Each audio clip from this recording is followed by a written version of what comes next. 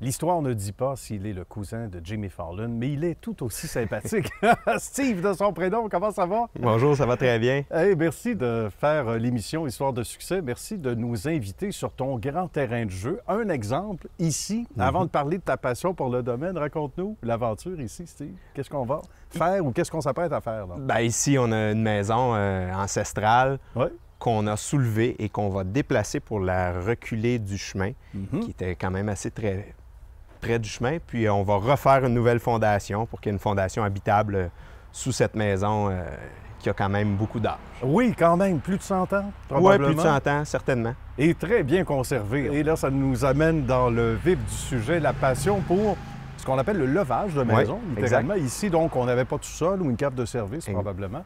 Et là, on s'est dit, on va avoir, et je disais à Steve tantôt, on va avoir un vrai sous-sol, j'imagine, la réaction des gens qu'on salue, hein, qui nous ont permis de faire le tournage, on apprécie, et qui, le premier matin, vont se lever. Tu sais, un peu la broue dans le toupette, comme on dit, ouvre la porte. Hey, on a un sous-sol, c'est extraordinaire. La plupart du temps, les gens vont nous faire venir pour soulever la maison, remplacer la fondation pour avoir un sous-sol habitable.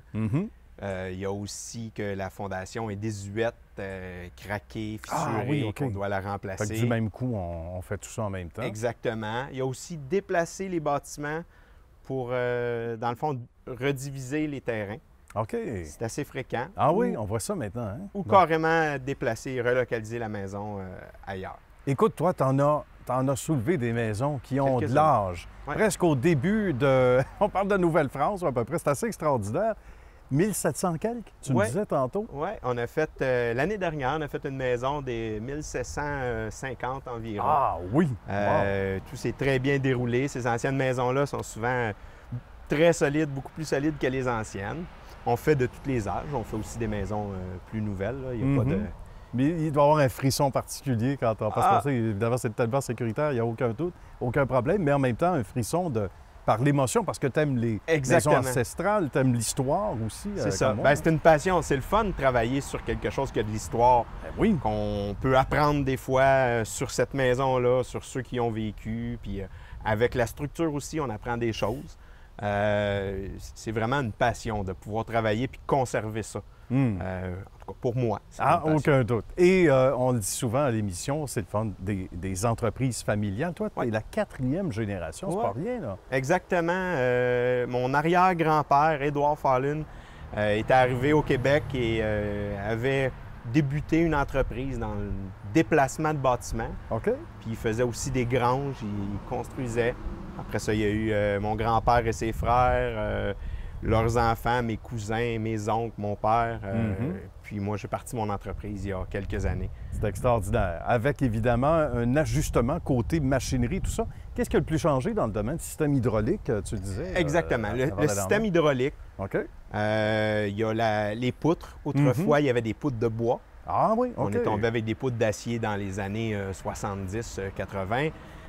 Mais la façon de faire est beaucoup plus sécuritaire maintenant. D'accord. Avec les normes d'aujourd'hui, tout ça. C'est beaucoup ça qui a changé. Et c'est assez rapide, tu me disais, c'est quoi? C'est une question d'une journée, généralement? Soulever une maison, c'est souvent une journée ou deux. Le déplacement, on ajoute une journée. C'est des travaux pour remplacer la fondation, ça dure environ plus ou moins un mois, tout le temps. Et avec l'explosion, c'est le cas de dire, exponentielle des maisons, etc., il y en a beaucoup qui choisissent de faire appel à tes services parce que c'est intéressant. Tant qu'à changer de maison, dans le contexte actuel et à venir encore, on le dit pour plusieurs années, bien, ça devient une belle option aussi. Nonobstant le fait qu'on se dit, à un moment donné, on ira ailleurs, mais on est bien chez nous, bien, autant faire ces travaux-là, les faire en confiance, comme on dit. C'est ça, certainement. Puis ça donne une certaine valeur avec une fondation neuve, le drainage refait en eux.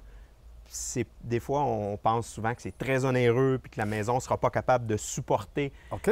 Mais c'est pas si pire que ça. C'est pas si pire que ça. Donc, la meilleure chose, c'est de s'informer auprès de toi. Et voilà. Le site web qu'on voit apparaître sous peu dans le bas de votre écran, comme on dit, pour rejoindre Steve. Qu'est-ce qui revient souvent comme question, justement, par rapport à l'incertitude? Est-ce que ça va tenir, etc.? Qu'est-ce que tu entends le plus souvent? Puis j'ai le goût de te demander d'un même souffle, qu'est-ce que tu entends comme commentaire une fois que c'est fait? Tu dois avoir l'effet « wow » chez tes clients, là. C'est ça. La plupart du temps, les gens se demandent, premièrement, si c'est réalisable, parce que la maison a un certain âge, mais comme j'expliquais tantôt, plus c'est vieux, souvent, plus c'est simple, plus c'est solide. Souvent, oui.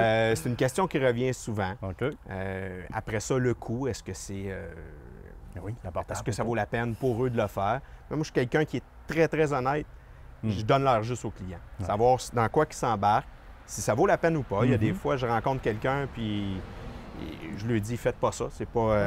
C'est pas la maison type pour changer au moins, on sait à quoi s'attendre. Exact. C'est pas une affaire mercantile. Il faut le faire, mais à condition de pouvoir le réaliser puis que ça vaille la peine pour le client aussi. Pour qu'à la fin de compte, comme tu demandais tantôt, c'est que moi, je veux une chose, c'est que le client soit satisfait au bout de la ligne.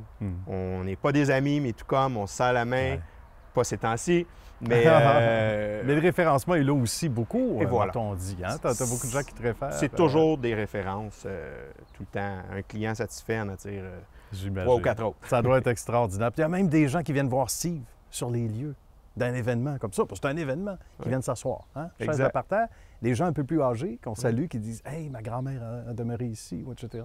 Des histoires remarquables. C'est touchant aussi. Ben oui. Toute l'histoire derrière. C'est le fun d'entendre ça. Là. Bravo pour ton beau travail. Salutations à la famille, toutes ces années-là et à toi. Merci. En particulier à ton monde, parce que je sais que tu fais travailler beaucoup de gens. Une dizaine de chantiers des fois en même temps. Oui. C'est pas rien. On aime ça, les gens qui travaillent fort, qui ont des belles réalisations. Merci à toi encore une fois. Merci beaucoup, Nicolas. À bientôt. Bye-bye.